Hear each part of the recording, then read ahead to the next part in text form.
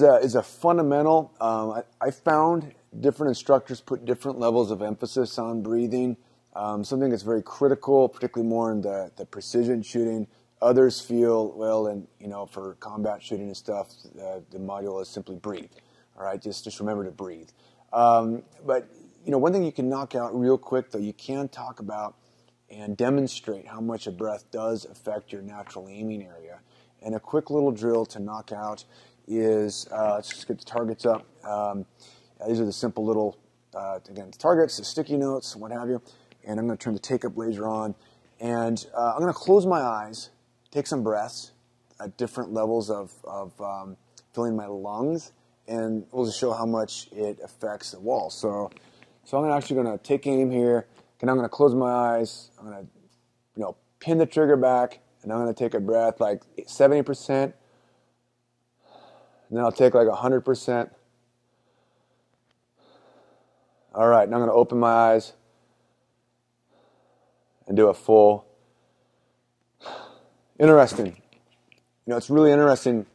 That target is no more than 3.5 yards away, but yet there is a considerable amount of motion, all right, of calibrating my upper triangle to my fuselage, right, my main body.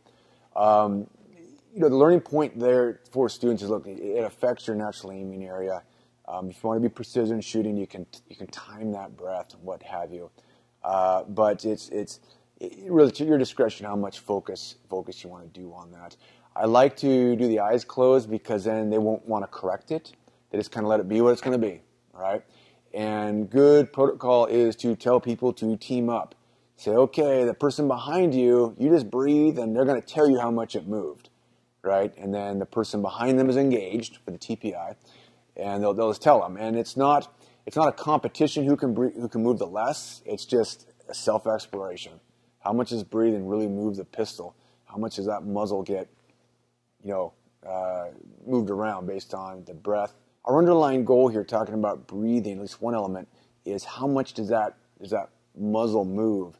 Really based on those deep breaths, and where does it settle in, what have you? Well, under that objective, stance is how good our stance is to not getting knocked and rocked back is part of that, really a part of that same objective. So it's your discretion, but you can interject at this point, if you haven't already, just rocking back, simulating recoil, and watching how much your torso being rocked back affects the bullet impact. So let me demonstrate right now. I'll show you real quick. So if I'm like right here, I'm lined up, boom, boom, boom, boom. Okay, so if I ever get rocked back, boom, boom, boom, boom, boom. See, this little bit of getting rocked back. See how much this affects that whole natural point of aim. Now, I'm not even moving. I am not moving my arms with respect to my fuselage. Okay, that's still, but that little bit of boom, boom, boom, boom, boom, it moves quite a bit. And like I said, this is close. This is really close. So it really reiterates that you want to get your stance low and aggressive and not get your whole, I call it my torso fuselage rocked back. The deficiency, I label that as a typewriter. I heard that from somewhere. I can't remember who to give credit to, but it's a bop, bop, bop, bop, bang, right? Bop, bop, bop, bop, bop, bang. Okay, so anyways, my friends, that is breath control.